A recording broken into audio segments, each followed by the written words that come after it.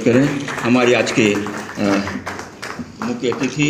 और इनके बारे में बता दूं कि संगीत श्रोता समाज को पहला कार्यक्रम जो हुआ था, उद्घाटन कार्यक्रम रविंद्र भवन में भव्य आयोजन हुआ था और इसमें आपने अपने पिताश्री के जन्मदिन के उपलक्ष्य में वहाँ बहुत शानदार आयोजन किया था। ऐसा आयोजन किया था कि आज भी लोगों के दिमागों में वह स्मरण आता है। मैं उनका हृदय से स्वागत करता हूँ। और मैं एक बात और बताना चाहता हूँ, अभी पंडित अशोक तिवारी जी ने 27 जून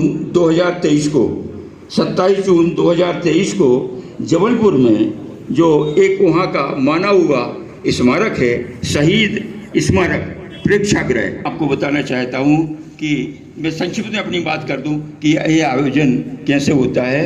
यह आयोजन स्मृति से हिंदी गज़लकार दुष्यंत कुमार त्यागी की स्मृति में लगातार 23 वर्षों से चल रहा है। दुष्यंत कुमार त्यागी जी का जन्म 1 सितंबर 1933 को हुआ था और देहावसान हुआ था उनका 31 दिसंबर 1975। तो आज 31 दिसंबर का दिन है और ये बहुत अच्छा सुअवसर है कि आज इतवार भी है और 31 तारीख भी है और साल का अंतिम दिन भी है। तो आज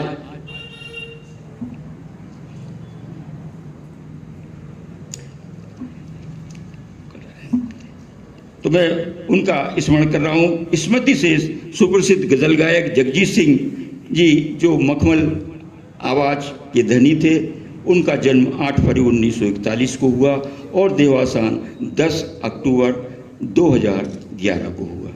तो चूँकि एक साहित्य से जुड़े थे और ये संगीत से जुड़े हुए थे, तो उनकी स्मृति में यह गुलदस्ता कार्यक्रम आज 23वें वर्ष में प्रवेश है। मैं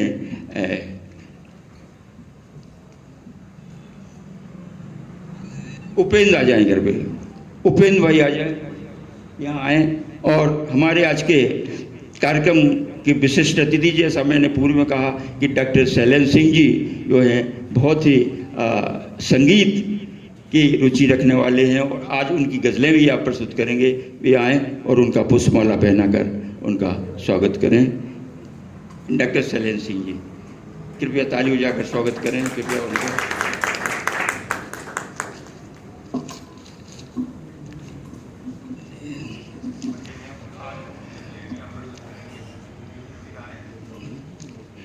मैं उनके बारे में संक्षिप्त और कहना चाहता हूँ कि दुष्यंत कुमार जी जो थे वो प्रयाग विश्वविद्यालय में जिनका साथ रहा धर्मवीर भारती, कमलेश्वर, सर्वेश्वर दयाल सक्सेना और रविंद्रनाथ त्यागी जैसे दोस्तों के साथ अपना छात्र जीवन बिताकर उन्होंने सर्वप्रथम दिल्ली रेडियो में स्क्रिप्ट राइटर की नौकरी कर ली। सन 1960-62 में प्रमोशन पर दिल्ली से भोपाल असिस्टेंट प्रोड्यूसर के पद पर आए और साहित्यिक उपलब्धि के नाम पर लाए वह एक काव्य संग्रह जिसने उन्हें रातों रात प्रसिद्ध कर दिया। जी हाँ, वह था सूर्य का स्वागत। सन 1964 और 69 में उनके 2 उपन्यास और आए, एक था छोटे छोटे सवाल और आंगन में एक वृक्ष प्रकाशित हुए। आपका एक और अन्य चर्चित उपन्यास था दोहरी जिंदगी। लेकिन दुष्यंत जी की साहित्यिक महत्ता का कारण उनकी कविताएं हैं, क्योंकि उपन्यास लेखन को उन्होंने कभी गंभीरता से नहीं लिया। 1957 में सूर्य का स्वागत, 63 में आवाज़ों के घेरे और 75 में चिर परिचित उनका जो काव्य संग्रह था साये में धूप। साये में धूप आपकी काव्य यात्रा के स्मृति चिन्ह हैं। आपके ऐसे और भी कई संकलन हैं। दुष्यंत जी की इन कृतियों में पाठक को, घायलों को, पीड़ितों को के स्वर सुनाई देते हैं। तो मैं ज़्यादा न कहते हुए, दुष्यंत जी आज हमारे बीच नहीं है, पर जिसने भी उन्हें पढ़ा और जिसने सुना, एक उनका अनबुझा प्रश्न रहता है कि कितनी कसस हो गई उस व्यक्तित्व में जिसने कि अपने सरल शब्दों द्वारा समाज की क्लिष्टतम व्यवस्था पर तीखा प्रहार किया है। उम्र का अंतर दुष्यंत के लिए कोई अर्थ नहीं रखता था। हर उम्र का लेखक, हर उम्र का कवि उनका दोस्त होता था। अल्प परिचित व्यक्ति से भी वे इस गर्मजोशी से मिलते थे कि वह व्यक्ति हमेशा के लिए उनका हो जाता था। उनके मित्रों में हमारे सागर से विठल भाई जी पटेल, स्वर्गीय सुधाकर आटले, मदन सिंह तोमर और शंकर केसरी जैसे आदि मित्र हुआ करते थे। तो आज दुष्यंत जी हमारे बीच नहीं है, उनकी स्मृतियाँ शेष हैं। 4 पंक्तियों के माध्यम से उनके प्रति मैं पुष्पांजलि अर्पित करना चाहता हूँ। ये उन्हीं की पंक्तियाँ हैं कि उम्र जिंदगी की यूं छनती गई, उम्र जिंदगी की यूं छनती गई, जैसे नदी सूख धार बनती गई। तुमने कहा हमने सुना, हमने कहा दुनिया तो बस वेद कानों से सुनती गई। उधेड़ता रहा जिस सिरे से बुराइयों को तू, उसी सिरे से दुनिया फिर बुनती गई। दुष्यंत चला था अकेला सद्भाव लाने को, ये दुनिया दुर्भावनाएं ही चुनती गई। आज हमारे बीच वे नहीं है, दोनों हस्तियां हमारे बीच नहीं है, लेकिन हमें जो प्रत्यक्ष रूप से अप्रत्यक्ष रूप से सहयोग करते थे, मैं उनका भी स्मरण करना चाहता हूँ। श्री विठल भाई पटेल जी का, डालचंद जी जैन का, जो हमेशा इस कार्यक्रम में आकर हमें आशीर्वाद देते थे, सहयोग करते थे। शंकरलाल जी अग्रवाल का, डॉक्टर NP शर्मा का, श्यामाकांत मिश्र जी का, विवेक दत्त झा जी का जो इतिहास विभाग के विभाग अध्यक्ष थे, श्री हीरा सागर जी का जो आकाशवाणी संचालक थे, दीनदयाल उपाध्याय बालार्क का जो बाल कवि थे, विष्णु पाठक जी का जो कला गुरु थे, नेमीचंद विनम्र जी का, पंडित रमेश दत्त दुबे का, अखलाक सागरी जी का, यार मोहम्मद यार का, शिवशंकर केसरी जी का, निर्मल चंद निर्मल जी का, प्रशांत तेलंग जी का जो इस संस्था के सचिव रहे, श्री पुष्पदंत हितकर जो एक कवि थे उनका भी, डॉक्टर विपिन बिहारी तिवारी जो हमेशा इस आयोजन में आते थे और बड़ी रुचि से पूरे समय रहते थे, एडवोकेट सतीश रावत जिनका कि आज कार्यक्रम की अध्यक्षता ग्रहण करनी थी, उनकी पत्नी भी बहुत शौकीन थी गज़लों की, वे आज हमारे बीच नहीं है। पिछले साल उनका देहावसान हो गया था, मैं उनका स्मरण करता हूँ। और गोविंद दास नगरिया जी का, ये अच्छे कवि थे, कवि शिक्षक थे। तो मैं इन सभी का याद करते हुए अपने कार्यक्रम को आगे बढ़ाता हूँ और आमंत्रित करना चाहता हूँ अपने उद्बोधन के लिए सम्मानीय डॉक्टर शैलेंद्र सिंह जी को। चूँकि शैलेंद्र सिंह जी हमारे आज के अतिथि हैं और उनकी गज़लें भी आप सुनेंगे, तो मैं उनको सादर आमंत्रित करता हूँ कि आएँ और अपनी बात संक्षिप्त करें।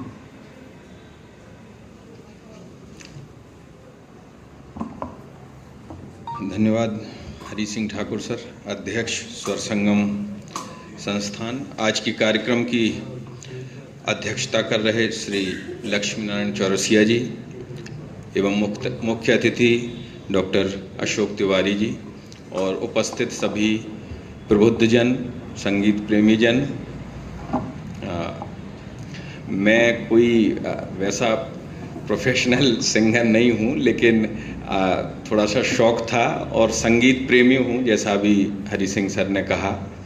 थोड़ा सा निखारने का प्रयास कर रहा हूँ। जगदीश सागर सर ने मुझे थोड़ा सा गाइड किया है और मैं तो चिकित्सक हूँ पेशे से, लेकिन मेरा प्रयास होगा कि इस संस्था के लिए मैं जुड़कर भविष्य में कुछ सहयोग भी करूँगा और आप सभी के आशीर्वाद और सहयोग से ये संस्था आगे और अच्छे सोपान पे पहुँचे, ऐसी मैं आशा करता हूँ। क्योंकि संगीत का कार्यक्रम है, यहाँ ज़्यादा बोलने या बातचीत की कोई आवश्यकता नहीं है। शब्द बोलेंगे, संगीत बोलेगा अपने आप में। धन्यवाद, थैंक यू सो मच। मुझे यहाँ आमंत्रित करने के लिए बहुत बहुत हृदय से आभार आपका। Thank you. बहुत धन्यवाद सम्मानीय शैलेंद्र सिंह जी, आपने अपनी बात बहुत संक्षिप्त में कही और आपके उद्बोधन के बाद मैं आमंत्रित करना चाहता हूँ हमारे आज के कार्यक्रम के मुख्य अतिथि सम्मानीय डॉक्टर अशोक तिवारी जी को। चूँकि उनका बहुत सहयोग रहता है, मैं उनको सादर आमंत्रित करता हूँ कि भी आएँ और हमें आशीर्वाद दें और अपनी बात रखें। सम्मानीय अशोक तिवारी जी।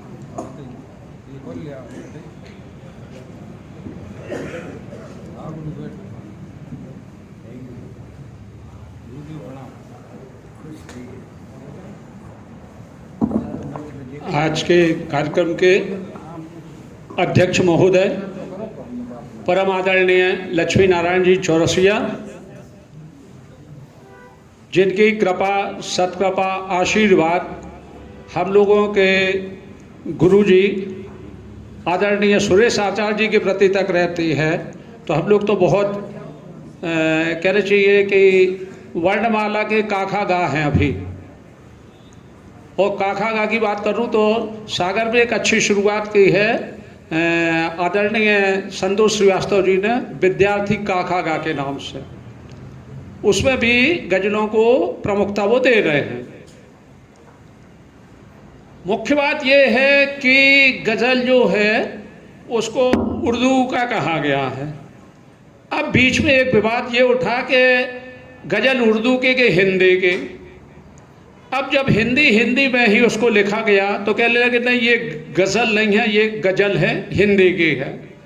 फिर उसमें एक समस्या आई कि गा और जा इसके पे नुक्ता लगता, तो हिंदी में की व्याकरण में नुक्ता का चलन नहीं है, तो गज़ल क्या है। लेकिन इन तमाम बातों को किनारे रखते हुए हिंदी साहित्य में गज़ल को विधा के रूप में स्थापित करने के लिए जो अप्रतिम योगदान है वह श्रद्धेय दुष्यंत कुमार जी का है। जिस प्रकार व्यंग्य एक शैली है, विधा नहीं, लेकिन व्यंग्य को गद्य में स्थापित करने का श्रेय परम आदरणीय हरिशंकर परसाई जी को जाता है। इसी तरह हिंदी साहित्य में गज़ल की स्थापना का श्रेय, शुरुआत, शुभारंभ श्री गणेश जो भी कहें तो वह उसके श्रेय सबसे पहले जाता है तो दुष्यंत कुमार जी को। सागर के साथ एक बहुत अच्छी परंपरा है जिसकी तरफ मैं आदरणीय हरि सिंह महासाब जी का ध्यान आकर्षित करना चाहता हूँ कि अगले वर्ष से जब भी ये स्वर संगम का कार्यक्रम जगजीत सिंह जी और दुष्यंत कुमार जी की स्मृति में आयोजित किया जाए, इसमें कम से कम एक व्यक्ति को विशिष्ट अतिथि, मुख्य अतिथि या जो भी बनाना चाहें उनको अवश्य बुलवाएं। वो ऐसे व्यक्ति हों जो हमारे देश के ही नहीं, हमारे कहना चाहिए पूरे भारत में जितने सागर का नाम रोशन किया था, आदरणीय विट्ठल भाई जी पटेल। विट्ठल भाई जी पटेल और दुष्यंत कुमार जी का क्या संबंध है, वो कितना ज़्यादा उनको पसंद करते थे राजनेता होकर भी, इस तरफ लोगों ने अब ध्यान देना बंद कर दिया क्योंकि अब विट्ठल भाई नहीं रहे। लेकिन मैं आप सबको बता दूं कि परसाई जी का भी स्वर्गवास हुए 25-30 साल से ऊपर हो गया, लेकिन अभी जबलपुर में माह में 1-2 कार्यक्रम होते रहते हैं और परसाई जी का जन्म शती समारोह लगातार मनाया जा रहा है। तो ऐसे में हम विट्ठल भाई जी को क्यों भूल रहे हैं। अगले कार्यक्रम में मैं आदरणीय हरि सिंह सर से अनुरोध करूंगा कि कोई ऐसे व्यक्ति को जो अवश्य बुलाएं जो ये बताए कि विट्ठल भाई जी और दुष्यंत कुमार के बीच मित्रता थी, मिलना जुलना था, या ऐसी क्या वजह थी कि विट्ठल भाई जी कहीं भी कुछ शुरुआत करते थे तो कहीं कहते थे मत कहो कि यह कोहरा घना है, यह किसी की व्यक्तिगत आलोचना है। जब मैंने 2-4 बार सुना, मैंने कहा ये क्या बात है। जबलपुर में भी जाके ये तो बताया, कहने लगे आपको नहीं मालूम, विट्ठल भाई जी को दुष्यंत कुमार की गज़लें तहे दिल से पसंद थे, लेकिन इस बात पे यहाँ कोई उल्लेख नहीं करता। इसी तरह वो कहते थे एक पत्थर तो तबीयत से उछालो यारो, इस हिमालय से नई गंगा निकलनी चाहिए। ऐसा कुछ है, मेरे बताने में कुछ गलती हो तो भाई बिल्कुल आप इंगित कर दें कि आप ये गलत बोल रहे हो, इसका सही ये है। तो ऐसे दुष्यंत कुमार जी थे। जब मैं विश्व पुस्तक मेला में दिल्ली में गया तो वहाँ तो पूरे देश के लोग एकत्रित होते हैं। इस साल भी यानी सन 2024 में 10 फरवरी से 18 फरवरी तक प्रगति मैदान नई दिल्ली में विश्व पुस्तक मेला आयोजित किया जाएगा। मेरा आप लोगों से अनुरोध है कि उस पुस्तक मेला में जरूर चलें। जिसको कोई दिक्कत है तो मेरे साथ चल सकता है, अलग से जाना चाहे तो जरूर जाएं। वहाँ मैंने बात की कि दुष्यंत कुमार जी के साहित्य पे हमें अच्छी जानकारी मिले। तब एक विद्वान ने ये बताया राजकमल प्रकाशन के पंडाल में कि दुष्यंत कुमार संपूर्ण रचनावली किताब घर प्रकाशन से प्रकाशित की गई है, जिसमें न केवल उनकी रचनाओं का उल्लेख है, संदर्भ है, बल्कि उनके व्यक्तित्व कृतित्व में इतनी विशद जानकारी सिर्फ इसी पुस्तक में उपलब्ध होगी। तो ऐसा ना मान लिया जाए कि दुष्यंत कुमार सिर्फ भोपाल तक सीमित थे या मध्य प्रदेश तक थे। आज भी हिंदी गजल की जब बात की जाती है तो दुष्यंत कुमार का नाम लिए बिना काम पूरा नहीं हो सकता। अब एक बात और आ रही है कि जब गजल ही लिखना है, देवनागरी लिपि में लिखना है, अरबी फारसी की लिपि में नहीं लिखना है, तो उसको हम गजल क्यों कहें? तो इसके लिए अब आजकल एक शब्द है, पूर्णिका शब्द है। हमारे आदरणीय अशोक मिजाज साहब ज़्यादा अच्छे से बता सकते हैं। तो अब ये बात हुई कि नहीं, हमें अरबी शब्दों का और फारसी के शब्दों का उपयोग बिल्कुल नहीं करना है। हिंदी का पर्याप्त भंडार है और हिंदी के शब्दों का इस्तेमाल करते हुए गजल के विधि विधान का ध्यान रखते हुए यदि लिखी जाए तो वह पूर्णिका है। अब उसको पूर्णिका कहो या गजल कहो, बात वही हुई कि गुलाब को गुलाब कहें या क्या कहें, गुलाब की सुगंध तो गुलाब की ही रहेगी। जल कहो, पानी कहो, वाटर कहो, लेकिन उसकी संरचना तो H2O ही रहेगी। तो इसी तरह से गजल है, उसका स्वरूप दिन प्रतिदिन निखरता जा रहा है। और पहले मैं नौकरी में रहा, शादी हो गई, 86 में तय हुई, 87 में सागर में शादी हुई। तो मुझे को मालूम था कि हाँ कुछ साहित्यकार हैं, कुछ के नाम मालूम थे, लेकिन सेवानिवृत्ति के पश्चात मैंने महसूस किया कि सागर में काफ़ी अच्छी संख्या में कवि भी हैं, शायर भी हैं। और ऐसे शायर नहीं हैं कि वो बस मोहल्ले के कवि होकर रह गए या शहर के, जो मध्य प्रदेश के बाहर जाकर भी सागर का नाम रोशन करते हैं। ऐसे सागर के सभी कवियों शायरों को मेरा सादर प्रणाम करता हूं उनके कि वो सागर की प्रतिष्ठा सागर जिले के बाहर भी ला रहे हैं।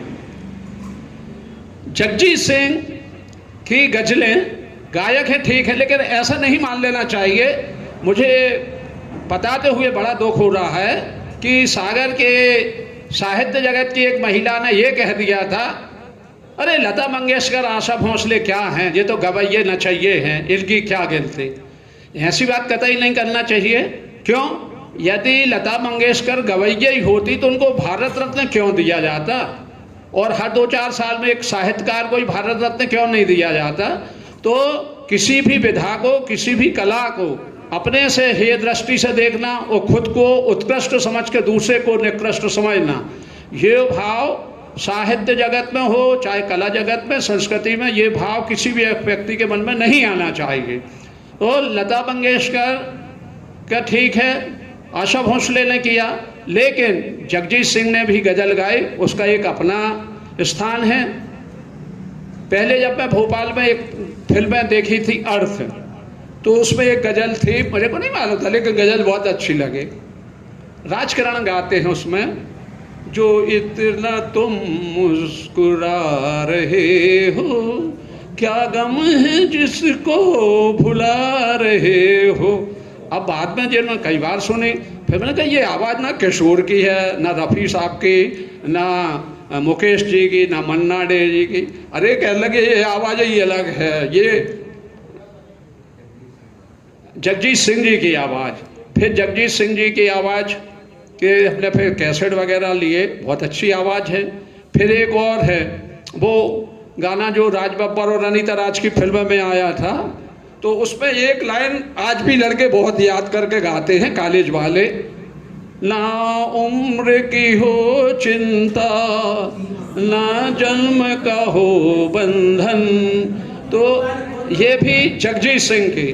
फिर जगजीत सिंह का एक और, आजकल फेसबुक में लड़के बच्चे क्या क्या लिख रहे हैं कि वो सबको तो नहीं, लेकिन फिर भी एक बात कहूँगा कि वो कहते हैं कि क्या है, पहले प्यार होता था राधा कृष्ण का, फिर प्यार हुआ श्री फरहाद का, फिर अब जो प्यार होता है एक ज़माने में तो नरगिस राज कपूर का, और फिर प्यार का एक और तरीका आया दीप्ति नवल फारूक शेख का। तो दीप्ति नवल फारूक शेख के भी, उसमें भी एक फारूक शेख ने एक गज़ल जो गाई है उसको जगजीत सिंह जी ने गाई है।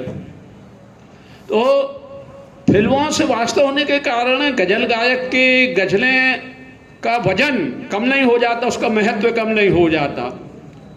मेहदी हसन, गुलाम अली खां, इतने भी शेर व शायरी की गज़लें की, जिसको बाद में जब वो बहुत मशहूर हो गए तो वो फिर फिल्मों में शामिल कर लिए गए।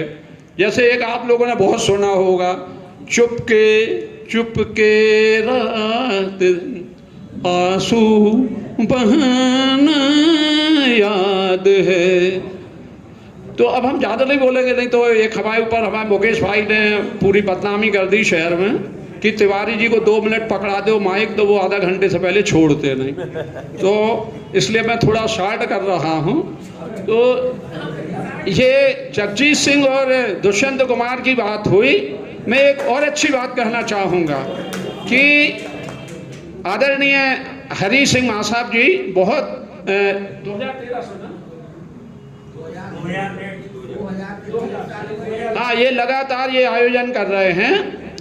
मैंने एक और चलन देखा, एक तो ये होता कि संस्था ने आयोजन कर लिया और समाचार फोटो छप गया, लेकिन जब मैंने अखिल भारतीय कवि सम्मेलन मुशायरा करना चाहा तो आदरणीय अशोक मिजाज साहब ने बड़ी अच्छी बात की कि ले यार तिवारी जी, आप सिर्फ आयोजक बने, वैसे ही बैठे रहो जैसे अपने संविधान में राष्ट्रपति को किनारे बिठा दिया जाता। तो मैंने कहा मैं क्या करूं? अरे कह लगे मेरे को प्रधानमंत्री बना दो, समझ लो इस सम्मेलन का। तो हमने कहा फिर आपको क्या कहेंगे? कह लगे मुझे आप संयोजक समझ लो। तो मैंने कहा उससे क्या होगा? कह लगे देश के कौन से कवि शायर को सागर बुलाना है, इसकी चिंता आप छोड़ दो। मैंने कहा बहुत अच्छी बात। तब समझ में आया कि आयोजक के साथ संयोजक भी जरूरी। अब एक बात, जब जबलपुर के कई कार्यक्रमों में गए तो कह लगे आयोजक संयोजक क्या कर लेंगे, जब तक वित्तीय प्रबंधन ना हो तो स्पॉन्सर्ड हो तो प्रायोजक हो। तो अब 3 चीजें जरूरी हो गई, आयोजक, संयोजक और प्रायोजक। तो मेरा आदरणीय ठाकुर साहब से निवेदन है कि स्वर संगम संस्था आयोजक रहे। खूब खुशी की बात, खूब आयोजन करेंगे। उसका जो वो है प्रायोजक, संगीत श्रोता समाज को बना दो। 4 डिजिट 5 डिजिट पे कोई कार्यक्रम ढंग से नहीं हो पाते। मैं सबके सामने कह रहा हूं कि हरि सिंह सर जी या तैयार हो तो मैं 6 डिजिट में ये कार्यक्रम अगले साल कराना चाहता हूं। और संयोजक के लिए भी आदरणीय मिजाज साहब को लें। और जैसा कि फिल्मों में एक बात कही जाती क्या कि राज कपूर शोमैन हैं, हमारे सागर शहर के साहित्य संस्कृति के शोमैन यदि हैं तो परम आदरणीय उमाकांत जी मिश्र हैं। कोई सा भी कार्यक्रम कराना है वो ऐसे तत्पर हो जाते, लगन में लग जाते। कोई दिन शाम को 6 बजे फोन करके पूछ रहे क्यों मिश्र जी से बात हो जाए? कल नहीं, वो तो अभी नहा रहे। 7 बजे फोन लगा, अभी खाना खा रहे। मैंने कहा जी कौन सा नहाने खाने? कि नहीं, वो सुबह से कार्ड तैयार करने में, बैनर तैयार करने में लगे हुए हैं। अब बताइए कि जो व्यक्ति किसी संस्था के कार्यक्रम के लिए खाना खाना छोड़ दे, नहाना छोड़ दे, इतना अच्छा व्यक्ति आपके शहर में है, अपने शहर में है, उनको अपन कैसे छोड़ सकते? तो ऐसे लोगों का साथ लेके मैं हरी सिंह महासाब से यही अनुरोध करूंगा कि अगले साल ऐसा कार्यक्रम करो कि कम से कम उसमें 1000 आदमी तो इकट्ठे हों, तब तो अपने यानी आपके आयोजन की सफलता हो। हमें बहुत खुशी होती है कि आदरणीय हरी महासाब 78 हो गए ना, कि 78 साल के हो गए, ये 18 साल के लड़के जैसे दौड़ते रहते हैं। इनके इस आयोजन के लिए इनको मैं बहुत धन्यवाद देता हूं। और मैं सबसे यही अनुरोध करूंगा कि अगले साल के कार्यक्रम के लिए हरी सिंह महासाब को या मुझे फ़ोन पे आप लोग सुझाव दें, जिससे बृहद स्तर पर यह आयोजन किया जा सके। आप सबने मेरी बात सुनी और मेरे को बोलने का समय दिया, इसके लिए धन्यवाद। और सबसे ज़्यादा खुशी की बात ये है कि हमारे अध्यक्ष महोदय परम आदरणीय लक्ष्मी नारायण चौरसिया जी ने इस आयु में भी समय निकाल के हम सबके बीच उपस्थित हुए हैं, उनके प्रति मैं अपना अभिवादन करता हूँ। जय हिंद। बहुत बहुत धन्यवाद सम्मानीय तिवारी जी। आपने जो बात कही उस पर निश्चित रूप से बैठ के चर्चा करेंगे और अपन इस कार्यक्रम को और अच्छा बनाने की कोशिश करेंगे। आपको बहुत बहुत धन्यवाद। और इसके पश्चात मैं, चूँकि अध्यक्ष ही उद्बोधन होना, इसके बाद हमारा गुलदस्ता कार्यक्रम, गज़लों का कार्यक्रम प्रारंभ होगा, तो मैं बड़े आदरपूर्वक हमारे आज के कार्यक्रम के अध्यक्ष सम्मानीय श्री लक्ष्मीनारायण चौरसिया जी को आमंत्रित करता हूं कि भी आएँ और अपने आशीष वचन हमको दें। सम्मानीय चौरसिया जी।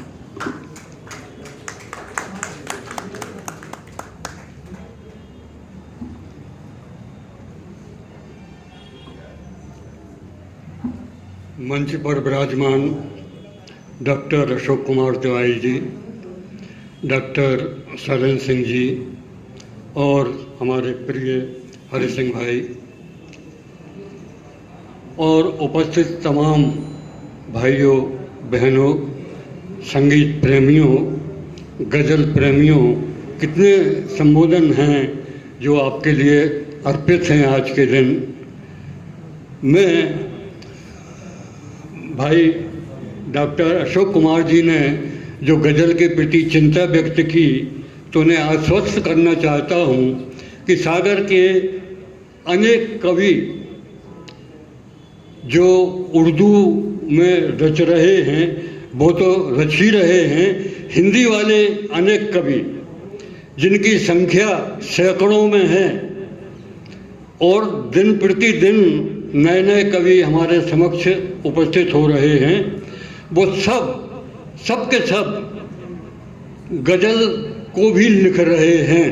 भले गज़ल के शास्त्रीय रूप को ना अपना पाएँ, भले गज़ल के रदीफ, काफिया और लय को ना पकड़ पाएँ, तरन्नुम को भी ना पकड़ पाएँ, लेकिन गज़ल के पीछे वो पड़े हुए हैं। और मैं अशोक कुमार जी को और तमाम हाल में उपस्थित तमाम सज्जनों को आश्वस्त करना चाहता हूँ कि वो गज़ल को लिखते रहेंगे, गज़ल का वो पीछा छोड़ने वाले नहीं हैं। भले गज़ल का नाम उन्होंने सजल करा लिया, हिंदी गज़ल की एक अलग से विधा शुरू हो गई सजल नाम से, और सजल के प्रेमी भी पूरे हिंदुस्तान में फैले हुए हैं। दुष्यंत ने भले अपना मक्ता या मतला पर उतना जोर नहीं दिया, अब उनका नाम गज़लों में नहीं भी आया। गज़ल में जो शायर अपना नाम मक्ता के रूप में प्रस्तुत करता है, भले वो दुष्यंत कुमार जी ने पेश न किया हो, लेकिन अपनी गज़लों के कारण अखिल विश्व स्तर की ख्याति और हर क्षेत्र के व्यक्ति को, चाहे वो साहित्य के प्रेमी हों, चाहे राजनीति से जुड़े हों, चाहे समाज सुधार से जुड़े हों, उनकी कविताओं, उनके जो शेर हैं, उनके बिना उनका भाषण ना तो शुरू हुआ है ना समाप्त हुआ है।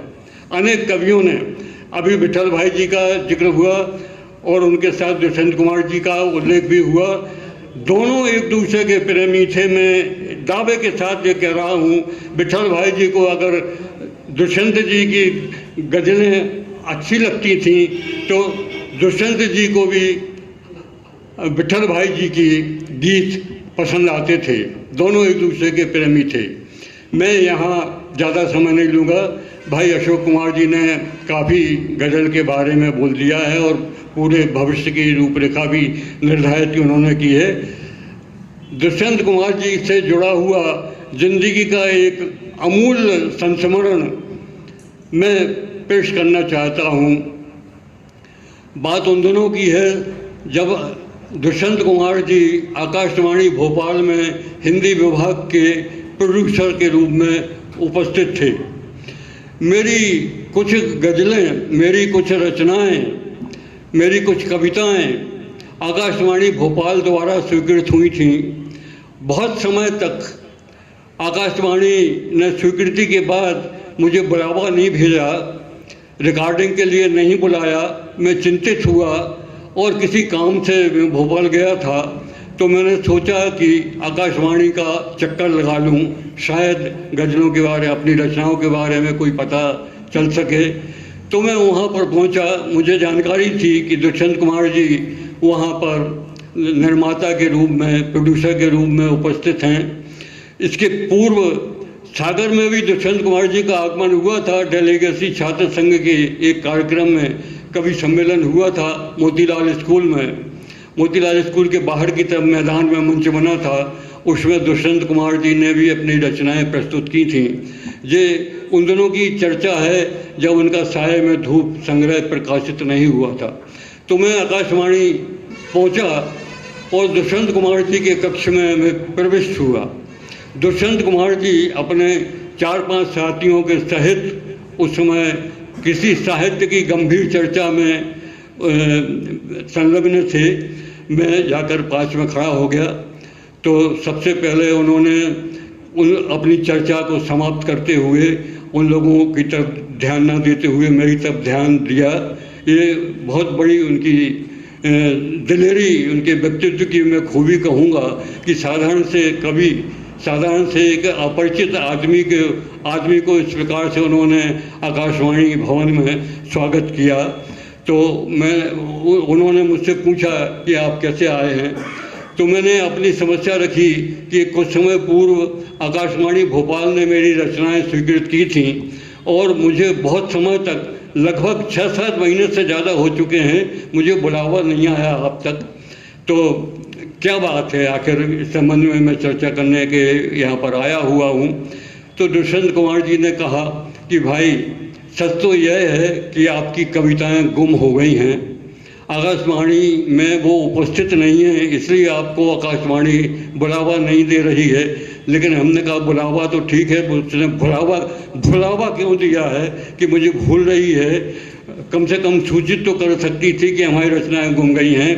तो दुष्यंत कुमार जी ने मुझे संतुष्ट करते हुए कहा कि भाई, कविताएं ही तो गुमी हैं, कवि तो नहीं गुमा।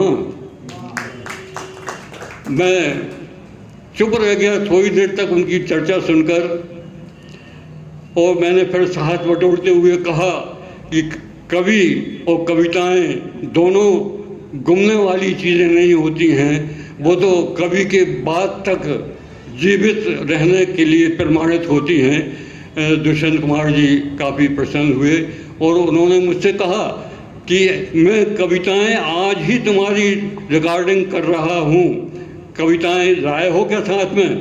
मैंने कहा कविताएं तो साथ में नहीं हैं, लेकिन मुझे जो कुछ याद है वो कविताएं मैं अपनी प्रस्तुत कर रहा हूँ। तो उन्होंने मेरी कविताओं की रिकॉर्डिंग की और वो बाद में प्रसारित भी हुई यथार्थ समय पर।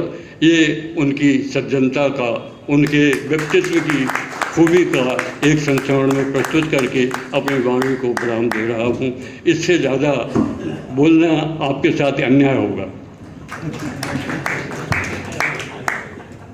बहुत बहुत धन्यवाद सम्मानीय जोशी जी, चूँकि अध्यक्ष ही उद्बोधन हो चुका है और अब बारी है गुलदस्ता कार्यक्रम की।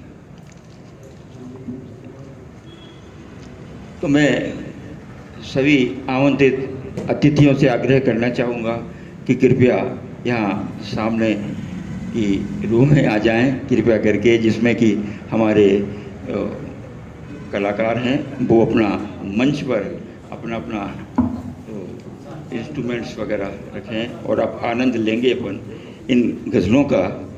इसमें जैसा कि मैंने पूर्व में कहा कि दोनों स्मृति शेष दुष्यंत कुमार जी और स्मृति शेष जगजीत सिंह जी, ये दोनों की गज़लों का अपन आनंद लेंगे।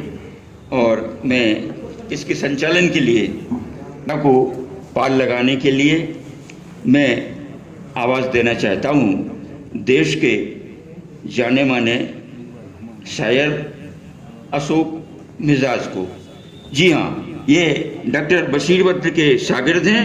ये हिंदुस्तान और पाकिस्तान के अदबी पर्सों में हमेशा छपते रहते हैं और गज़ल से मोहब्बत करने वाले पर्से उनके कलाम को बड़े शौक़ से पढ़ते और सुनते हैं। तो मैं उनसे आग्रह करूंगा, इन दो पंक्तियों के साथ मैं उनको आमंत्रित करता हूं कि बिछा के राह में फरसे नज़र बुलाते हैं, नहीं हम किसी काबिल मगर संचालक को बुलाते हैं। भाई अशोक मिजाज जी आएँ और कार्यक्रम का विधिवत संचालन करें। भाई अशोक मिजाज। बहुत बहुत शुक्रिया हरि सिंह जी, अध्यक्ष स्वर संगम, मेरे सामने बैठे हुए हैं आज के मुख्य अतिथि और अध्यक्ष जी, और आप सब से इजाज़त लेते हुए आज के इस कार्यक्रम की शुरुआत की मैं परमिशन चाहता हूँ, आपसे आज्ञा चाहता हूँ। हरि सिंह मां साहब ने कोई शेर कहा था लेकिन मैं पूरा सुन नहीं पाया था, उसके जवाब में मैं ये कहना चाहता हूँ कि अपनी आँखों से ये चश्मा तो हटा कर देखो, अपनी आँखों से ये चश्मा तो हटा कर देखो, मेरी नज़रों से कभी नज़रें मिलाकर देखो, और दूर से दूर नज़र आता हूँ तुमको लेकिन मैं तुम्हारा हूँ, कभी पास तो आकर देखो। बहुत बहुत शुक्रिया। जैसा कि आप सबको मालूम है, ये कार्यक्रम स्वर संगम संस्था लगभग 23 साल से लगातार कर रही हैं और इसमें श्री दुष्यंत जी और जगजीत सिंह की यहाँ गज़लों का प्रसारण किया जाता है, यहाँ पर प्रस्तुति दी जाती है, उनको श्रद्धांजलि दी जाती है, उनके बारे में कहा जाता है, उन्हें याद किया जाता है। तो आज भी वही प्रोग्राम उस सेम प्रारूप में आपके सामने यहाँ प्रस्तुत होने जा रहा है। मैं कलाकारों से निवेदन करूँगा कि वो तैयार रहें और अपने अपने साज और साजिंदगी के साथ यहाँ उपस्थित होने की कृपा करें।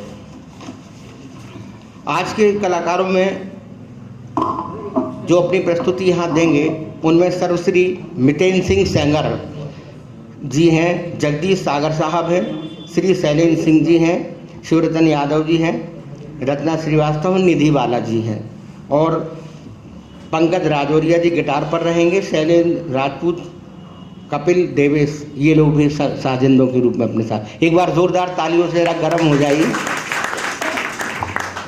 मजबूरी मेरी नहीं है, साजिंदे जैसे आएंगे मैं अपना समझ गए होंगे आप, वापस ले लूँगा जब तक यहाँ पर।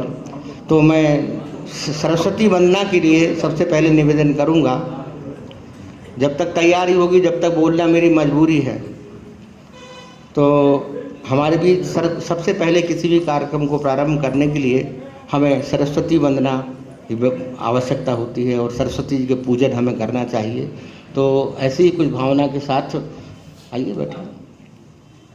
मैं आमंत्रित करता हूँ निधि बाला जी को, उनका साथ देने आ रहे हैं जगदीश सागर जी, इन लफ्ज़ों के साथ कि सोज़े आवाज़ का होते ही असर जलता है।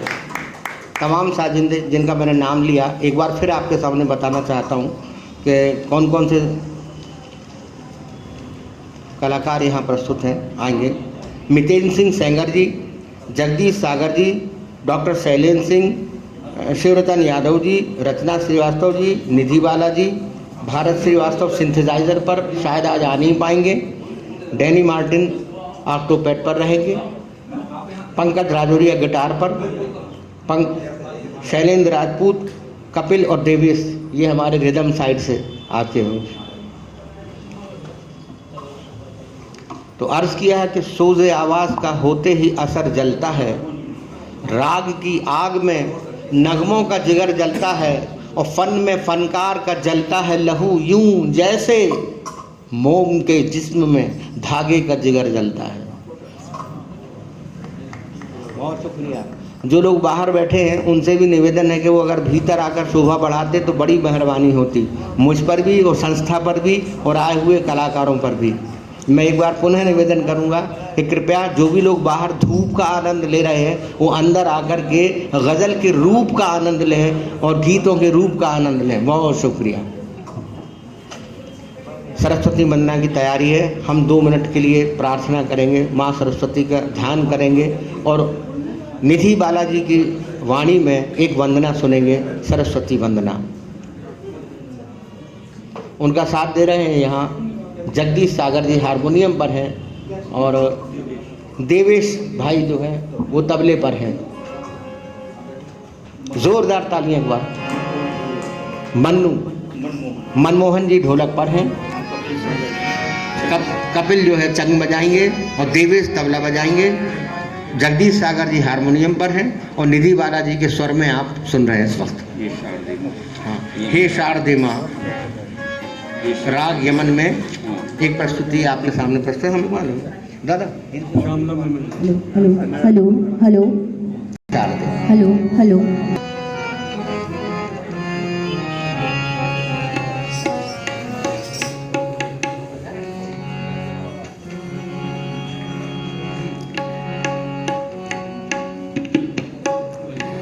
हे शारदे माँ, हे शारदे माँ, अज्ञानता से हमें तार दे माँ। हे शारदे माँ, हे शारदे माँ, अज्ञानता से हमें तार दे माँ।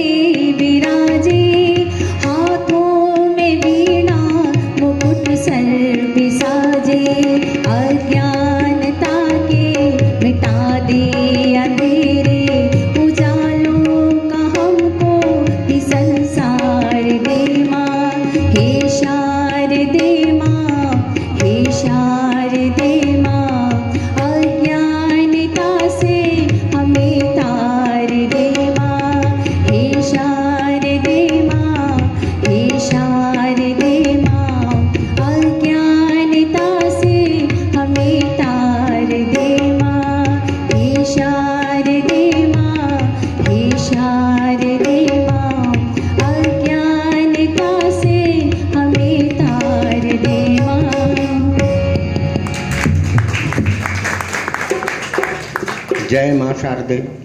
आपने अभी बहुत ही सुरीली सरस्वती वंदना सुनी जिसको स्वर दिया था निधि बाला जी ने। साथ दे रहे थे जगदीश सागर जी, देवेश जी, मनमोहन जी और अन्य। बहुत बहुत शुक्रिया आप सबका। मैं चाहता हूँ कि निधि बालाजी से एक गज़ल भी सुनी जाए। आप लगातार जो गज़ल सुनाएंगे, इन शब्दों की एक गज़ल जगदीश सागर जी मैं चाहता हूँ कि निधि बालाजी से सुनी जाए, ताकि स्टार्टिंग एक बढ़िया स्वर बन जाए और इनकी भी स्वरों की जोड़ी बन जाए। इन शब्दों के साथ अभी बहुत ही अच्छा मतलब एक वक्तव्य हमारे अशोक तिवारी जी ने दिया गज़ल को लेकर, जो वाकई उन्मुक्त कंठ से उन्होंने जो बात कही वो स्वीकार करने योग्य है। और हिंदी उर्दू को लेकर जो उन्होंने बताया वो भी एक वाकई सत्य है, कटु सत्य है, जो आज की दुनिया में चल रहा है। और गज़ल उससे भुगत रही है। गज़ल उससे 2-4 रोज़ होती है, हिंदी से भी होती है, उर्दू से भी होती है। तो 4 मिसरों से मैं आमंत्रित करता हूँ इनको कि हिंदी उर्दू की चाशनी भर दूँ, हिंदी उर्दू की चाशनी भर दूँ, तेरे लहजे में नगमगी भर दूँ, और ए गज़ल आ मैं तेरी नस नस में अपनी सांसों से ज़िंदगी भर दूँ। ए गज़ल आ मैं तेरी नस नस में अपनी सांसों से ज़िंदगी भर दूँ, अपनी सांसों से ज़िंदगी भर दूँ। निधि बालाजी और आप मुलाकात करें।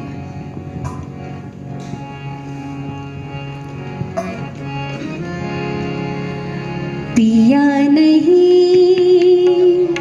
जब गाँव में, पिया नहीं जब गाँव में, आग लगे सब गाँव में। पिया नहीं जब गाँव में, पिया नहीं जब गाँव में, आग लगे सब गाँव में। पिया नहीं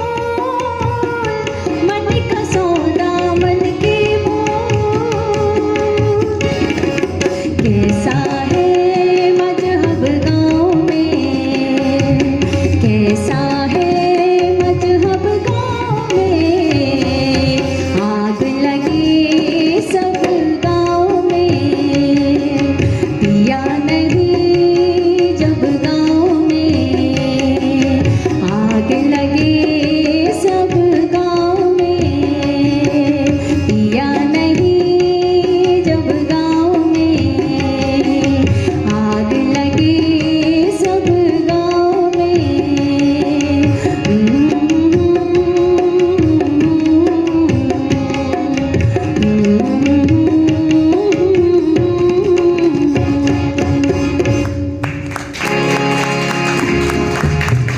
बहुत खूबसूरत। मैं देख रहा हूँ कि इतनी बेहतरीन गज़ल के बाद भी चंद चेहरों पर मुस्कुराहट नहीं आई है। इतनी रंगीन गज़ल के बाद एक बार मुस्कुरा दें इन शब्दों के साथ कि उदास उदास फ़ज़ा खुशतरीन हो जाए, उदास उदास फ़ज़ा खुशतरीन हो जाए, तू मुस्कुराए तो मौसम हसीन हो जाए। उदास उदास फ़ज़ा खुशतरीन हो जाए, उदास उदास फ़ज़ा खुशतरीन हो जाए, तू मुस्कुराए तो मौसम हसीन हो जाए। मैं चाहता हूँ गज़ल सबके रूबरू गुजरे, वो चाहते हैं कि पर्दा नशीन हो जाए, वो चाहते हैं। मैं चाहता हूँ गज़ल सबके रूबरू गुजरे, वो चाहते हैं कि पर्दा नशीन हो जाए। तो इन लफ्ज़ों के साथ कि सुनो सुनो तुम्हारे लिए मैंने जान रख दी है, सुनो तुम्हारे अस्तित्व अंकुर कसे रहे, सुनो तुम्हारे लिए मैंने जान रख दी है, कभी गुजरना इधर से तो जान ले जाना।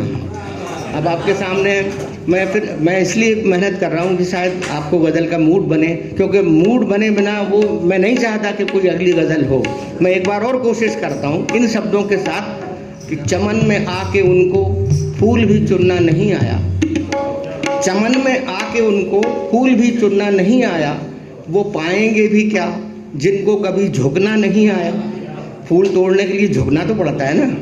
चमन में आके उनको फूल भी चुनना नहीं आया, वो पाएंगे भी क्या जिनको कभी झुकना नहीं आया। और गज़ल के शेर सीने में ही घुट कर रह गए आखिर, गज़ल के शेर सीने में ही घुट कर रह गए आखिर, हमें कहना नहीं आया उन्हें सुनना नहीं आया। तो ऐसी नौबत ना आए। आपके चेहरों पर मुझे मुस्कुराहट दिख रही है। तो अब मैं आपके सामने दूसरे सिंगर जो हमारे शहर के बहुत वरिष्ठ सिंगर हैं, पुराने गायक हैं, जगदीश सागर जी को मैं बड़े एहतराम के साथ आवाज़ दे रहा हूं कि वो अपनी पुरुष आवाज़ में आपको एक गज़ल पेश करें। जनाब जगदीश साहब, उनका साथ दे रहे हैं तबले पर देवेश जी हैं, मनमोहन जी हैं और कपिल भाई हमारे चंग बजा रहे हैं और निधि वाला जी उनका साथ दे रही हैं बैठ करके मंच पर। एक बार जोरदार तालियां। तू मुस्कुराए तो मौसम हसीन हो जाए। Hello hello hello hello hello hello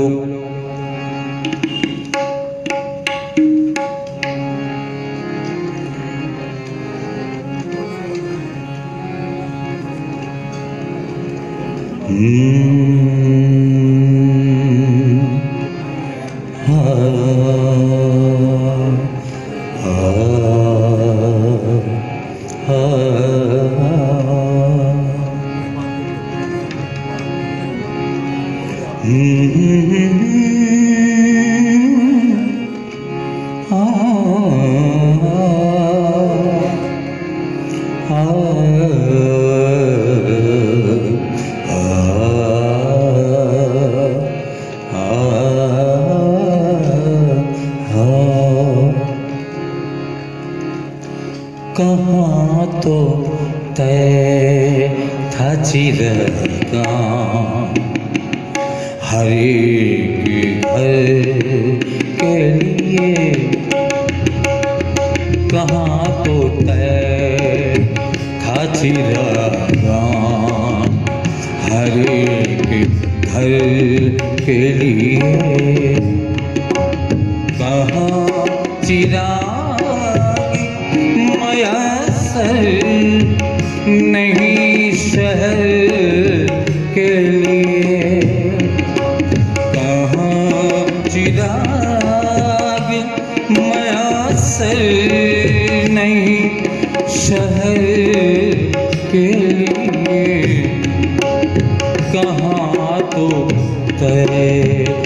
चिरागा हर एक घर के लिए।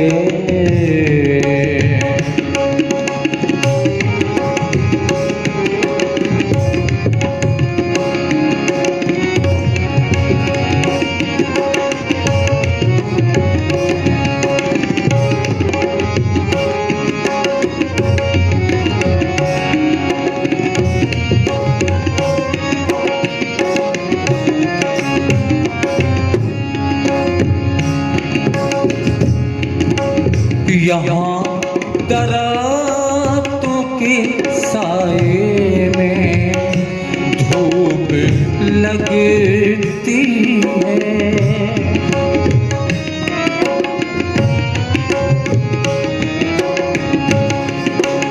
यहाँ दरातों के साए में धूप लगती है।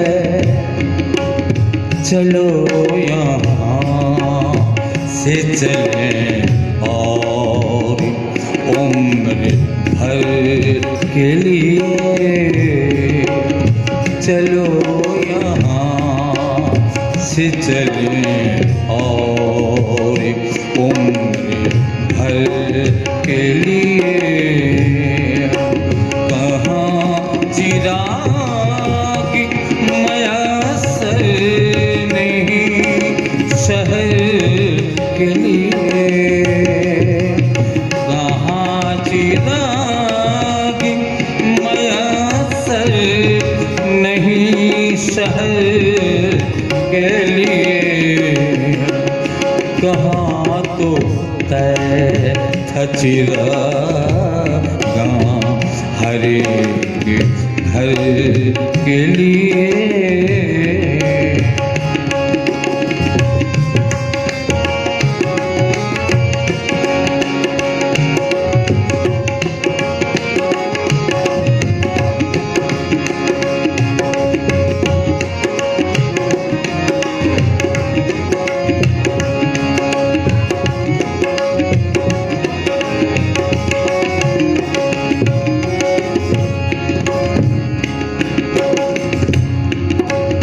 ना हो कमीज तो पाँव से पेट ढक लेंगे। ना हो कमीज तो पाँव से पेट ढक लेंगे। ये लोग कितने मुनासिब हैं इस सफर के लिए। ये लोग कितने मुनासिब हैं इस सफर के लिए। कहाँ चिराग मयसर, कहाँ चिराग मयसर नहीं शहर के लिए। कहाँ तो तय था चिरागा हर एक घर के लिए।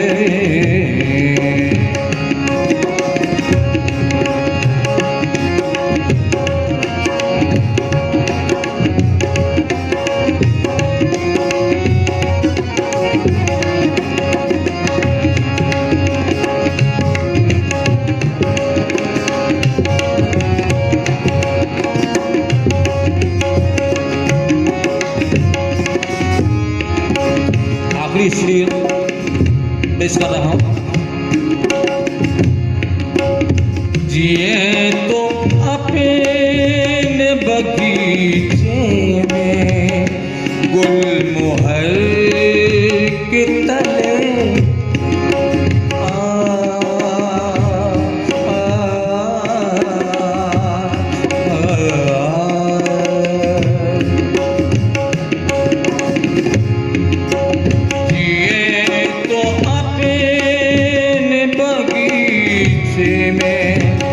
गुलमोहर के तले मरे तो गैर की गलियों में गुलमोहर के लिए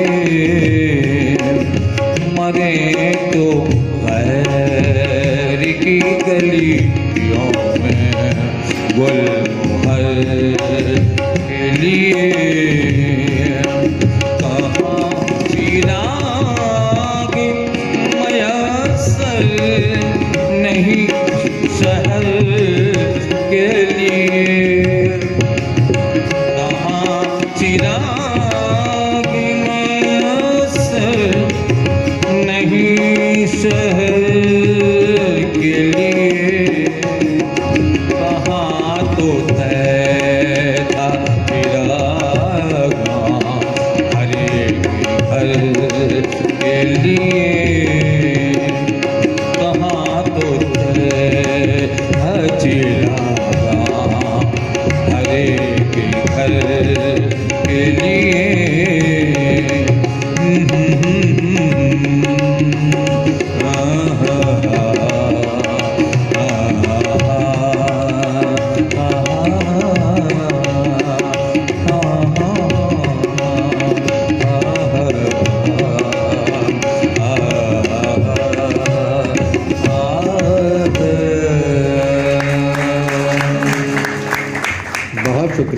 बहुत शुक्रिया जगदीप भाई, बहुत। एक और अभी गजल थोड़ा सा रेस्ट कर लें। मैं ये देखिए, आपने देखा होगा हमारे शहर में कैसी कैसी प्रतिभाएं हैं, लेकिन यही प्रतिभा जब बाहर जाती है तो वो विलक्षण प्रतिभा कहलाती है। घर में थोड़ा सा, लेकिन आपने जिस हिसाब से उनको सुना, कहीं से नहीं लगा कि आपने उनको शहर का मान के सुना। जितने भी यहाँ लोग बैठे हैं सब सारे के सारे जो हैं वो देश भर में प्रसिद्ध लोग हैं, गाते रहते हैं। क्योंकि घर फन की कीमत बाहर जाकर होती है, याद आ गया मुझे, फन की कीमत बाहर जाकर होती है, घर की मुर्गी दाल बराबर होती है। फन की कीमत बाहर जाकर होती है, घर की मुर्गी दाल बराबर होती है। और नींद बहुत अच्छी आती है रोज़ हमें, अपने ऊपर उसकी चादर होती है, अपने ऊपर से। बहुत मैं चाहता हूँ कि एक और अच्छी प्यारी सी गज़ल हमारे जगजीत सागर जी चूँकि हारमोनियम पर बैठे हुए हैं, एक और गज़ल इन लफ्ज़ों के साथ कि मोहब्बत की वो शिद्दत आज भी महसूस होती है, मोहब्बत की वो शिद्दत आज भी महसूस होती है, पुरानी चोट है लेकिन नई महसूस होती है। मोहब्बत की वो शिद्दत आज भी महसूस होती है, पुरानी चोट है लेकिन नई महसूस होती है। और मेरी आँखों में तू, ख्वाबों में तू, सांसों में तू ही तू, न जाने फिर भी क्यों तेरी कमी महसूस होती है, न जाने क्यों। जगदीश सागर साहब पुनः एक बार तबले पर देवेश जी हैं, मनमोहन जी ढोलक पर हैं और हमारे भाई चंग बजा ही रहे हैं आपके सामने, निधि बाला जी बराबर साथ दे रही हैं।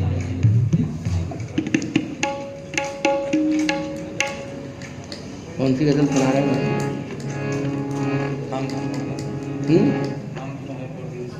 हाँ हाँ हाँ हाँ हाँ हाँ देश हाँ हाँ।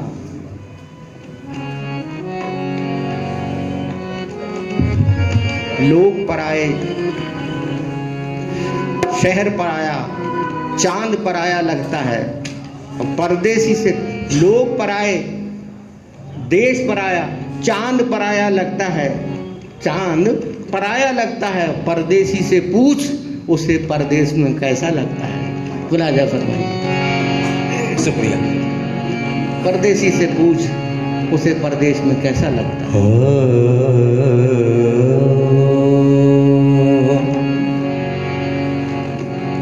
हम तो हैं परदेश में, हम तो हैं परदेश में, देश में निकला होगा चाँद। हम तो हैं परदेश में,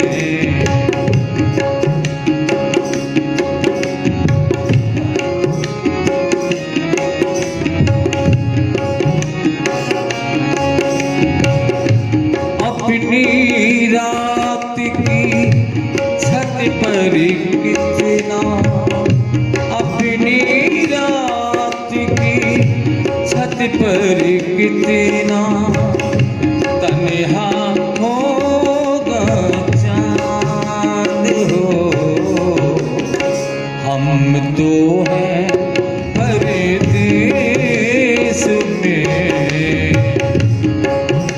देश में निकला होगा चाँद।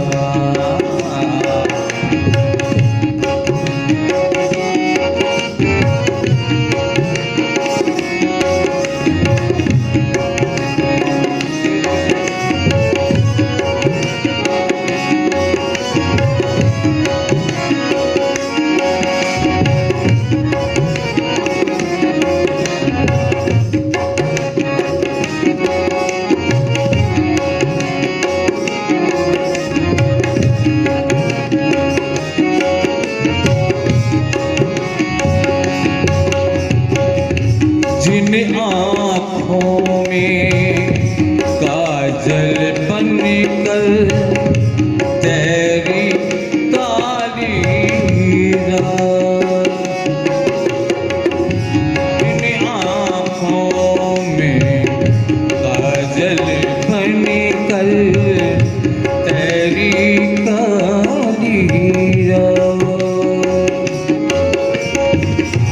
उन आँखों में आंसू का एक, उन आँखों में आंसू का एक कतरा होगा चाँद हो। हम तो हैं परदेश में, देश में निकला होगा चाँद।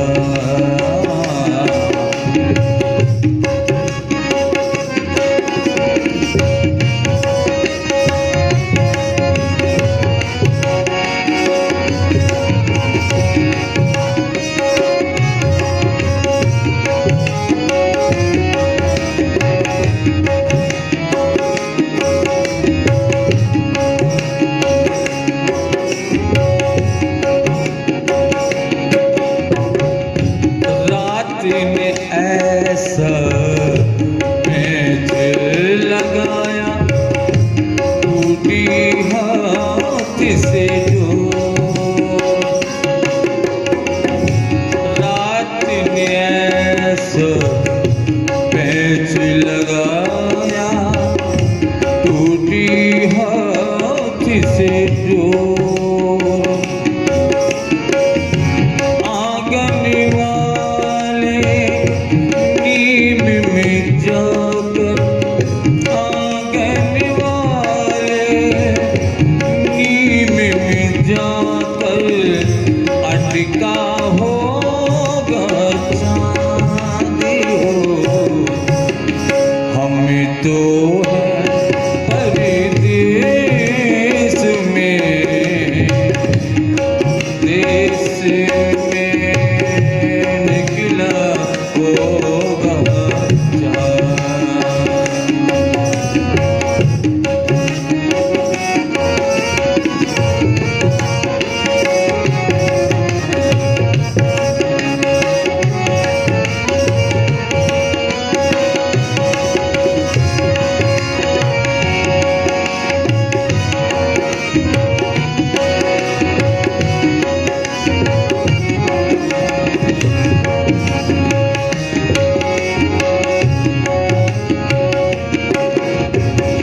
आखिरी शेर।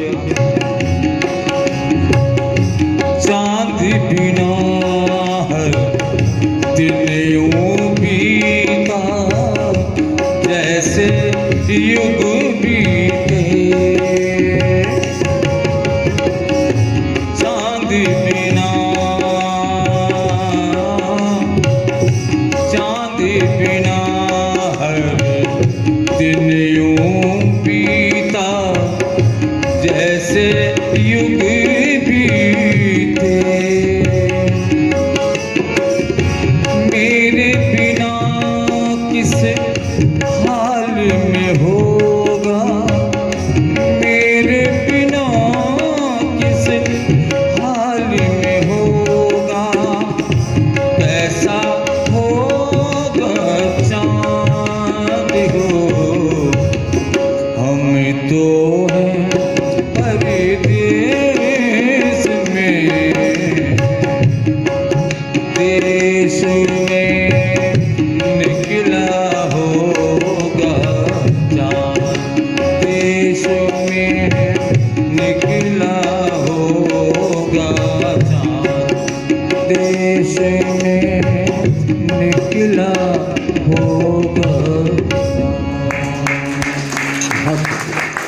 निधि वाला जी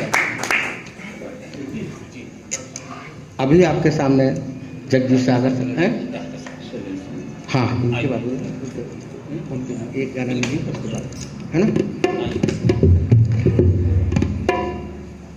जगदीश सागर साहब के लिए एक बार फिर जोरदार तालियां बजाइए। अब मैं पुनः एक बार आपके सामने हमारी निधि वाला जी को जहमत दे रहा हूँ। एक गज़ल उनसे और सुन ली जाए, क्यों एक सरस्वती वंदना उनकी हुई थी, एक गज़ल से अभी उन्होंने आपको नवाजा है। मैं चाहता हूँ कि एक और गज़ल हो जाए तो उनकी गज़ल की जोड़ी बन जाएगी इन लफ्ज़ों के साथ कि नज़र से दूर है लेकिन फ़ज़ा में शामिल है, नज़र से दूर है लेकिन फ़ज़ा में शामिल है, उसी के प्यार की खुशबू हवा में शामिल है। और मैं चाह कर भी तेरे पास आ नहीं सकता कि दूर रहना भी मेरी वफ़ा में शामिल है, कि दूर रहना भी मेरी वफ़ा में शामिल है। और तेरे सुलूक ने जीना सिखा दिया लेकिन, तेरे सुलूक ने जीना सिखा दिया लेकिन तेरे बग़ैर ये जीना सज़ा में शामिल है, तेरे बग़ैर ये। निधि वाला जी से बहुत जोरदार तालियों के साथ एक बार स्वागत है। Hello hello hello hello hello hello hello.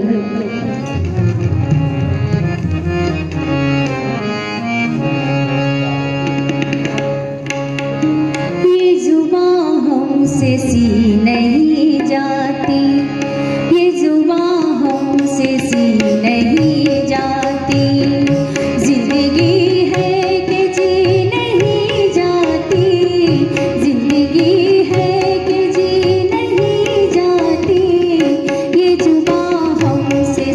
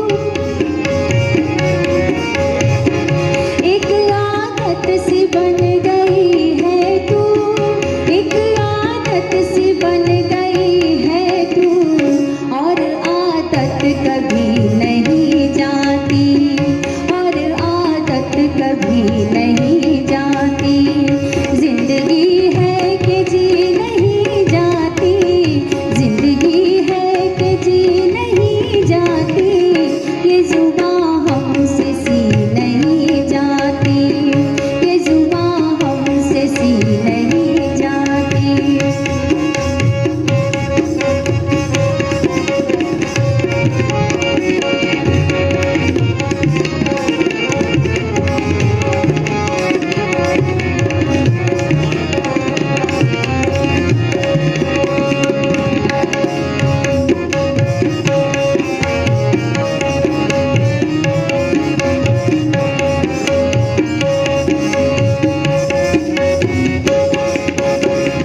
मुझको इंसान बना दिया तुमने, मुझको इंसान बना दिया तुमने, मुझको इंसान बना दिया तुमने, अब शिकायत भी की नहीं जाती, अब शिकायत भी की नहीं जाती, जिंदगी है कि जी नहीं जाती, जिंदगी है कि जी नहीं जाती, ये जुबां हमसे सी नहीं जाती, ये जुबां हमसे सी नहीं जाती, ये जुबां हमसे सी नहीं जाती। बहुत खूबसूरत गज़ल अभी आपने सुनी निधि बालाजी के इस उम्दा स्वरों में। क्या प्यारी लय, क्या प्यारी धुन और क्या प्यारा संगीत साज वालों ने, साजिंदों ने बजाया। उन सब के लिए एक बार तालियां दोबारा बजाइए। फर्ज किया है कि एक सवारी आएगी एक जाएगी, एक सवारी आएगी एक जाएगी, बारी बारी। अरे अभी आप लोगों का और होना ना जी, चलिए। एक सवारी आएगी एक जाएगी, बारी बारी सबकी बारी आएगी, और सर पर ज़मीन लेके हवाओं के साथ जा, आहिस्ता चलने वालों की बारी ना आएगी। आहिस्ता। अब आपके बीच आ रहे हैं मतलब हमारे आज के कार्यक्रम के विशिष्ट अतिथि श्री शैलेंद्र सिंह जी, डॉक्टर शैलेंद्र सिंह जी। पहली बार, लेकिन जैसा उन्होंने बताया, गज़ल के और संगीत के बेहतरीन शौकीन और पसंद करने वाले और उसकी इज्जत करने वाले हमारे बीच ऐसे नौजवान सिंगर शायर जनाब डॉक्टर शैलेंद्र सिंह जी का मैं स्वागत करता हूँ। अच्छा, तुमको निहारता हूँ सुबह से निरंतर, तो हरितम भरा इस गज़ल के साथ पेश करेंगे। वारस किया है कि वही तो मैं कह रहा था, इन्होंने बदल दिया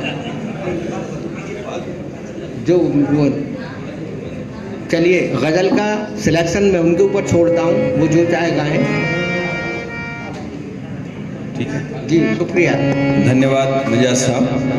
आपसे मेरी ये रूबरू तो पहली मुलाकात है, लेकिन आपकी एक गज़ल जो मेरी डायरी में लिखी है, खूबसूरत कलाम लिखता हूँ, हर गज़ल तेरे नाम लिखता हूँ, उसका एक शेर मुझे बहुत पसंद है कि जब से तुझ पर फिदा हुआ हूँ मिजाज, चैन को मैं हराम लिखता हूँ।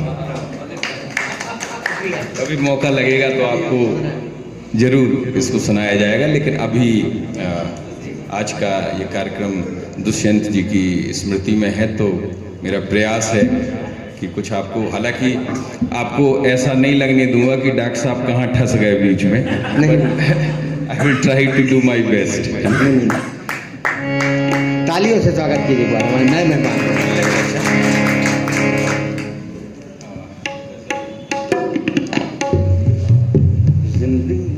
गज़ल है मैं जिसे ओढ़ता बिछाता हूँ, वो गज़ल आपको सुनाता हूँ।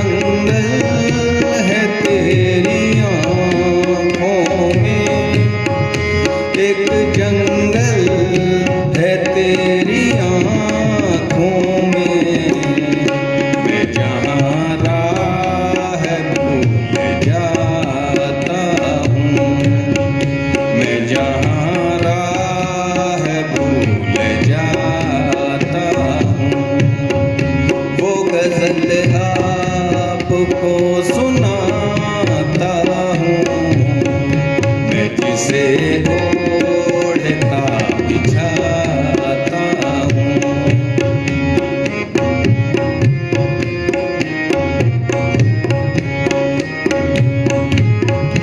तू किसी रेल सी गुजरती है, तू किसी रेल सी गुजरती है, तू किसी रेल सी गुजरती है, मैं किसी पुल सा थरथराता हूँ, मैं किसी पुल सा थरथराता हूँ।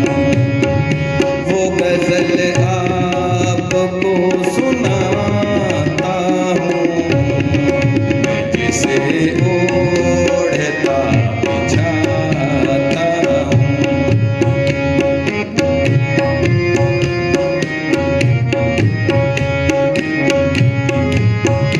हर तरफ ऐतराज़ होता है, हर तरफ ऐतराज़ होता है, हर तरफ ऐतराज़ होता है।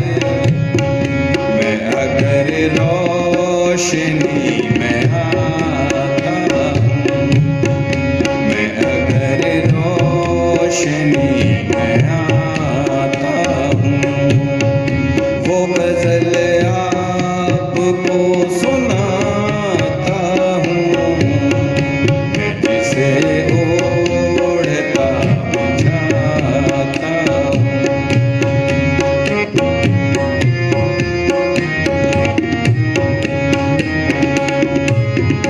एक बाजू उखड़ गया जब से, एक बाजू उखड़ गया जब से, एक बाजू उखड़ गया जब से, और ज्यादा वजन उठाता हूँ, और ज्यादा वजन उठाता हूँ। वो गजल आपको सुनाता हूँ, मैं जिसे ओढ़ता बिछाता हूँ।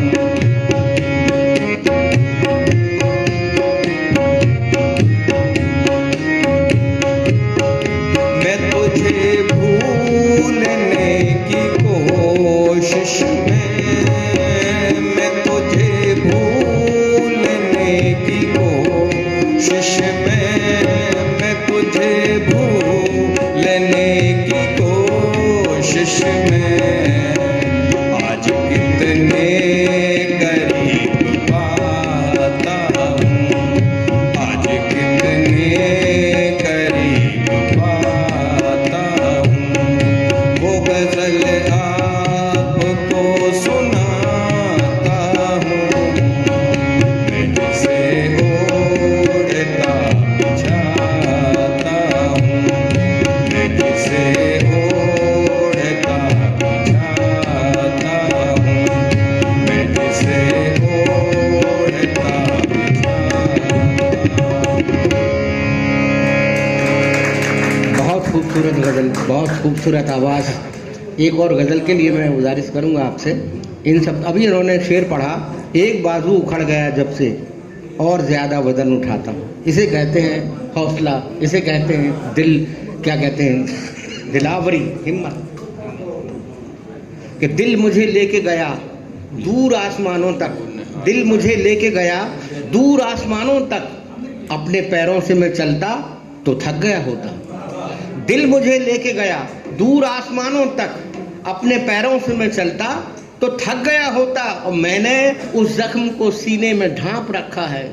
मैंने शैलेंद्र सिंह साहब, दिल मुझे लेके गया दूर आसमानों तक, अपने पैरों से मैं चलता तो थक गया होता। और दिल मुझे लेके गया दूर आसमानों तक। अपने पैरों से मैं चलता तो थक गया होता, और मैंने उस जख्म को सीने में ढांप रखा है, मैंने उस जख्म को सीने में ढांप रखा है। आंसुओं से जो भिगोता तो पक गया होता,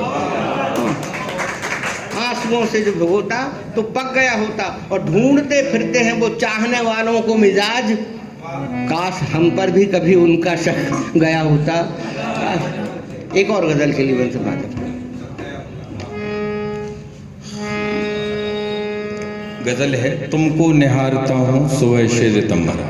ठीक है, एक शेर भी सुना देते हैं। तेरे शहर का मौसम बड़ा सुहाना लगे, तेरे शहर का मौसम बड़ा सुहाना लगे। मैं एक शाम चुरा लूं अगर बुरा न लगे।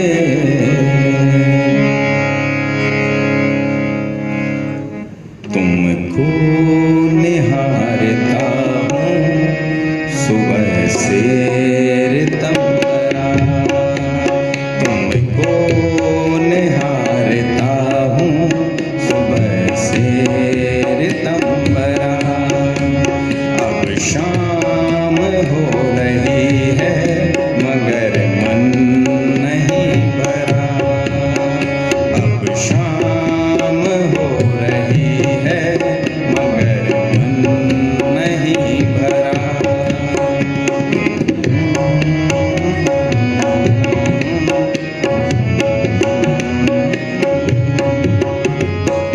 खरगोश बन के दौड़ रहे हैं तमाम ख्वाब, खरगोश बन के दौड़ रहे हैं तमाम ख्वाब। फिरता है चांदनी में कोई सच डरा डरा, फिरता है चांदनी में कोई सच डरा डरा। अब शाम हो रही है मगर मन नहीं भरा।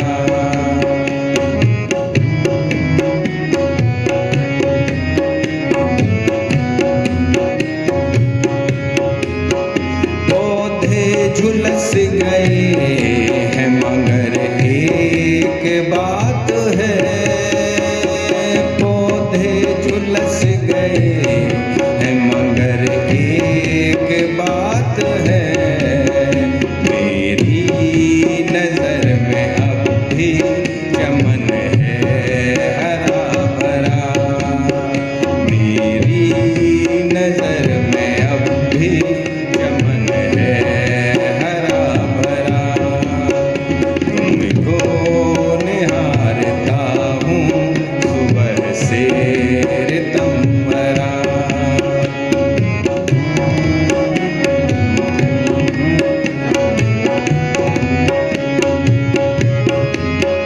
लंबी सुरंग सी है तेरी जिंदगी तो बोल, लंबी सुरंग सी है तेरी जिंदगी तो बोल।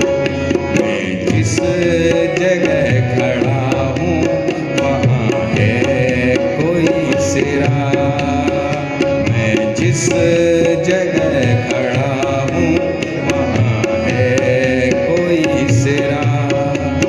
तुमको निहारता हूँ सुबह से तम्बरा।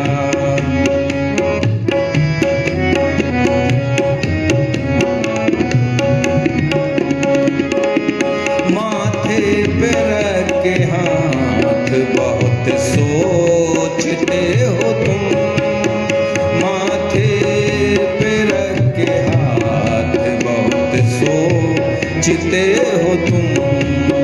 गंगा कसम बताओ हमें क्या है माजरा, गंगा कसम बताओ हमें क्या है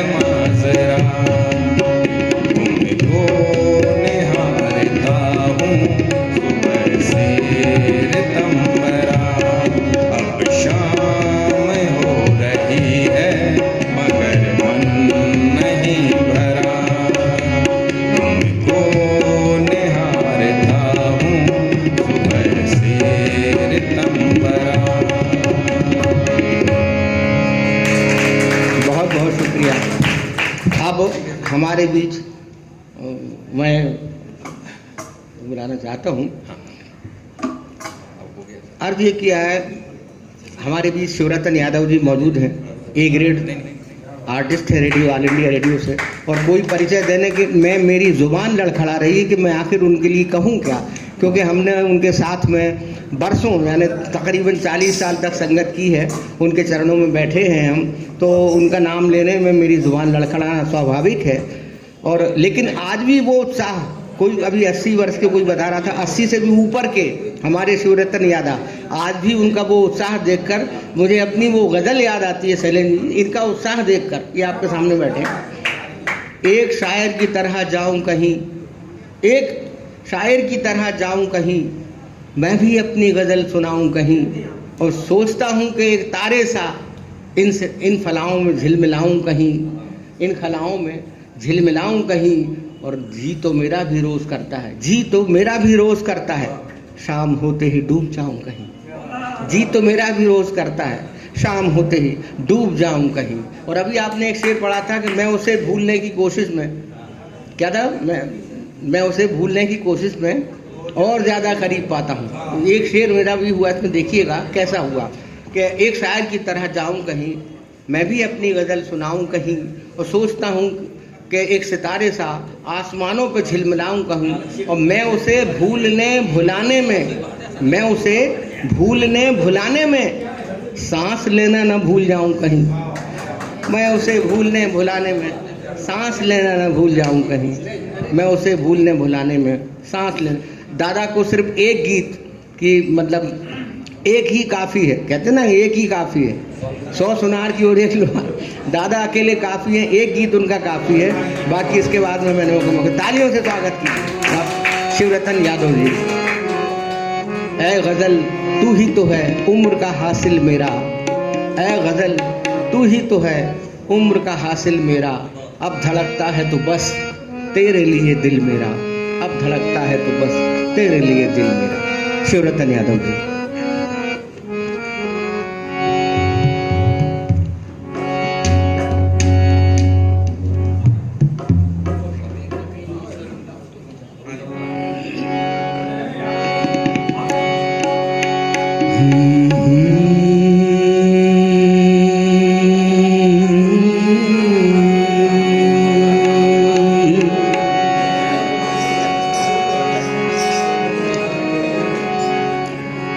इस नदी की धार से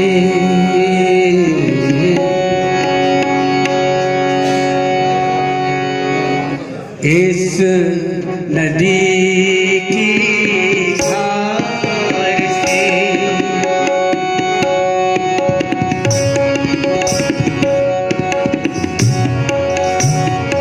इस नदी की धार से ठंडी हवा आती तो है, इस नदी की धार से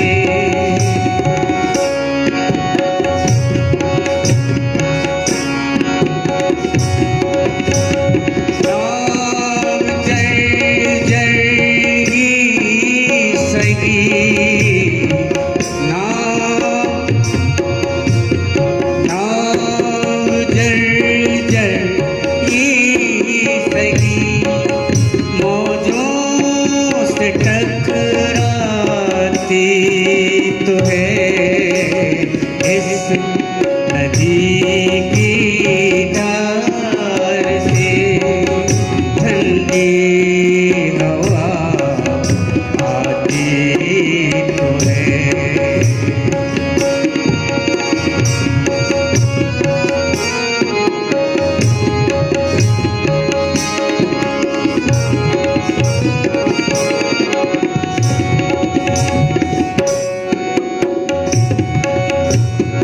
एक चिंगारी कहीं से ढूंढ लाओ दोस्त तो,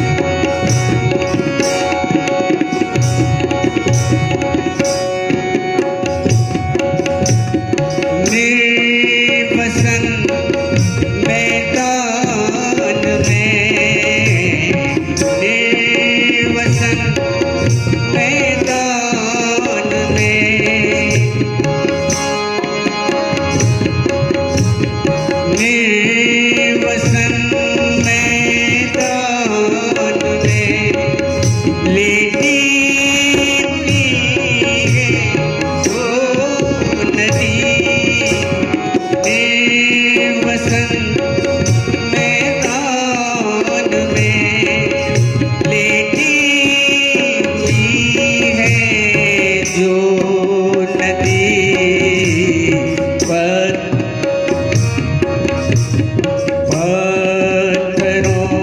की ओट में जा जा के बतिया सी है इस नदी की धार से ठंडी हवा आती तो है।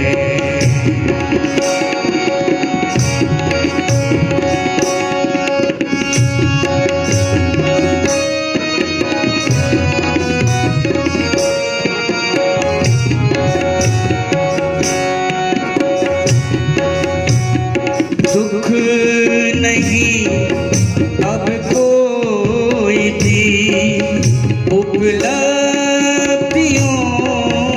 के नाम पर दुख नहीं अब कोई भी उपलब्धियों के नाम पर और कुछ हो या न हो और कुछ हो या न हो आकाश सी छाती तो है इस नदी की धार से ठंडी हवा आती तो है।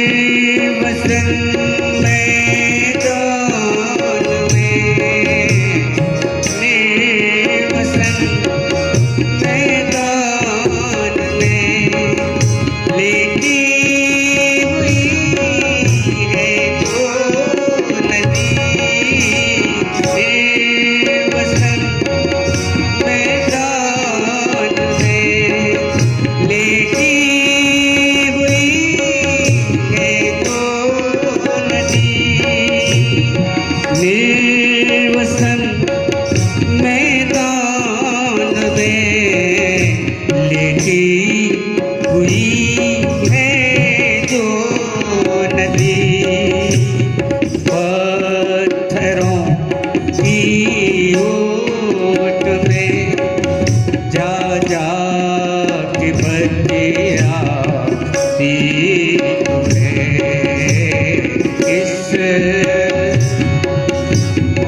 इस नदी की धार से ठंडी हवा आती तो है इस नदी की धार से।